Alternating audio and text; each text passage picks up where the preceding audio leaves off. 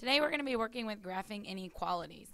So let's look at a quick review of some of these notes just to clarify our definitions on greater than, less than, greater than or equal to, and less than or equal to. So remember, if we have y is greater than our equation, it's going to be a dotted line, just like if it was y is less than our equation, it's going to be a dotted line. If I have the equal to symbol, like I do on these two right here, those are going to be your solid lines. Now remember, if it's greater than, I shade above the line, and if it's less than, I'm going to shade below the line. Okay, so copy these down first, and let's work a few examples. Let's look at number one. Number one said I have y is less than or equal to 2x minus 3. So let's look at these boxes. We're trying to come up with the slope, the y-intercept, whether or not the line is solid or dotted, and if I'm going to shade below or above. Okay, so here my slope, remember my equation, y equals mx plus b. M is my slope and b is my y-intercept. So for my slope on number one, I should have that m is equal to positive 2. For my y-intercept, I should write it as 0, negative 3. Now, if my equation, or excuse me, my inequality is less than or equal to, well, I have a dotted or solid line. You should have said solid. And for my shading, if it is less than, am I going to shade above or below the line? That's right, I'm going to shade below. So let's go ahead and graph this. If I go down to negative 3, and I put a point, and I'm going to go up 2 to the right 1. Up 2 to the right 1. Now, since I said my line was solid, I draw a solid line, and it tells me I'm going to shade below the line. So I'm going to shade here. Okay, so let's look at number 2. I have y is greater than a negative 2/3 x plus 3. My slope is negative 2/3. My y-intercept is 0, 3. Now, if it's greater than, should my line be solid or dotted? That's right, it should be dotted. And should I shade above or below for greater than? I should shade above. Okay, so answering that, let's graph this. I should have 0, 3. I'm going to plot my y-intercept. I go down 2 and to the right 3. Down 2 and to the right 3. And again, my line is going to be dotted.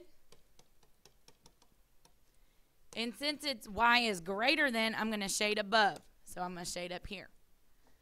Okay, so remember, it says here, write the linear inequalities in slope-intercept form. So remember, when solving an inequality, if you multiply or divide by a negative number, you must switch the inequality sign. So go ahead and write that down.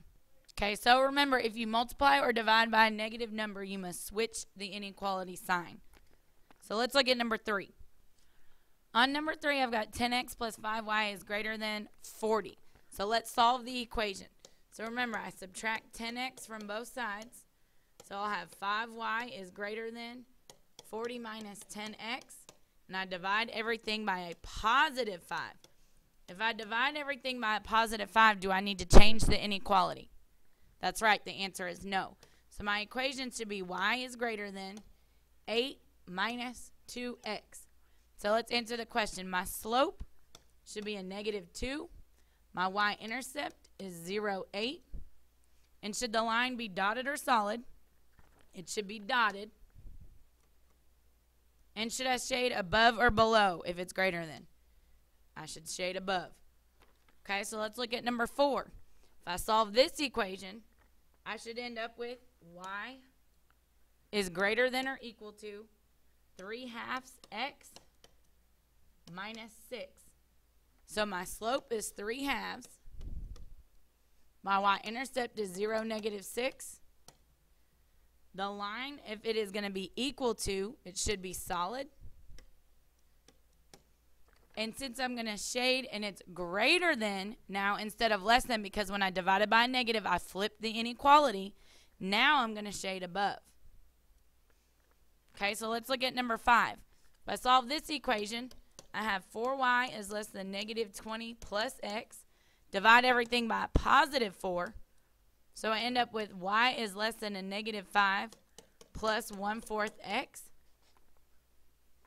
And what I have for my slope is 1/4. The y-intercept is 0, negative 5. The line, since it is less than, should be dotted. And I should shade below because it is less than. Okay, so let's look at the next page. Okay, so if we look at the questions that we have, 6 through 14, it says the solution to a system of inequalities is the region that would be included by every inequality. I need y'all to underline every. Okay, so my example tells me that I'm going to lightly shade each individual inequality, and then I'm going to heavily shade the region where they all overlap. Now, since we underline every inequality, the region that all equations, whether it's 2 equations, 3 equations, or 4 equations, when they all overlap, that's going to be my darkened region. So you're going to work 6 through 14 in class tomorrow.